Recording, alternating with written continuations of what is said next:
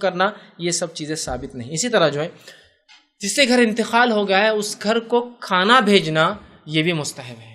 نبی اکرم صلی اللہ علیہ وسلم کے دور میں مسند احمد کی روایت ہے، آپ کے چچا زاد بھائی جعفر الطیار، جو جعفر ابن ابی طالب رضی اللہ عنہ کا انتقال ہوا، تو آپ نے کہا چونکہ جعفر کے گھر کی عورتیں غم سے ہیں، اب غم میں کھانا بنانا کہاں ہوگا کسی سے، تو کہا تم اسے کھانا بھیجو، اور آپ سے ان کی اور بیویوں نے، زوج نے کھانا بنا کر ان کے گھر بھیجا۔ تو اس سے پتہ چلا کسی گھر انتقال ہو جائے تو کھانا بھیجنا مستحب بھیجا کریے۔ لیکن اس کا ہرگز یہ معنی نہیں ہے جو ہمارے پاس ہندوستان میں لیا جاتا ہے، وہ کیا ہے کہ میت کسی گھر ہو جائے تو کھانا بنانا حرام ہے۔ بھیجنا مستحب ہے لیکن بنانا حرام نہیں ہے۔ تو بولتے چولہا نہیں جلنا 3 دن تک، اور رشتہ داروں کو فون کر کر کے بولتے کیا بھیجو نا تم، 3 دن ابھی ختم نہیں ہوئے اور ابھی تم بھیج رہے نہیں، ہم کو خود بنانا پڑ رہا ہمارا کھانا۔ کیوں؟ تو انہوں نے کیا سمجھ لیا حدیث کا معنی، بھیجو حدیث میں ہے تو اس کا مطلب یہ کہ ہم نہیں بنانا، ایسا نہیں۔ آپ چاہے تو کھانا بالکل بنا سکتے ہیں۔ حدیث کے الفاظ دیکھیے آپ نے کیا فرمایا، جامع ترمذی کی روایت میں فرمایا آل جعفر کے لیے کھانا تیار کرو، اس لیے کہ وہ جو ہے ان پہ ایک المناک واقعہ گزرا، ان پر غم کا واقعہ گزرا ہے، اور فرمایا خبر ہے، اور اس کی وجہ سے وہ لوگ مشغول ہے، مطلب اس غم کی وجہ سے وہ مصروف ہے، وہ کھانا نہیں بنا سکتے، لہٰذا تم کھانا بھیجو۔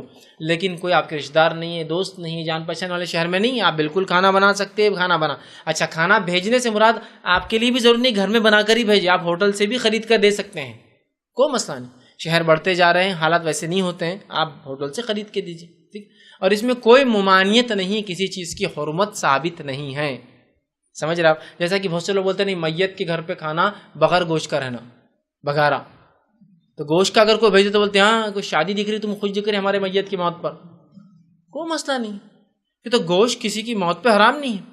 اور گوشت کسی کے پاس گوشت کھانا اگر یہ مالداری کی یا خوشی کی علامت ہے تو میں کہوں گا پھر مت بھیجو، الگ بات ہے کہ مطلب گوشت عام چیز نہیں ہے، نہیں کھاتے عام طور سے، بہت خاص موقعوں پر خوشی میں کھاتے ہیں، تو وہ تو ٹھیک ہے، پھر سمجھ میں آ رہا ہے۔ لیکن جب عام آپ کھاتے ہیں صبح اور شام، دن اور رات، تو پھر کیا؟ ہاں یہ الگ بات ہے کہ آسانی سے بننے والے کھانے کو ہم پریفرنس دیں گے کہ جلدی بن جائے، چاول جلدی بنتے ہیں، روٹیوں کو بہت ٹائم لگتا ہے، فوراً چاول بنا دیا۔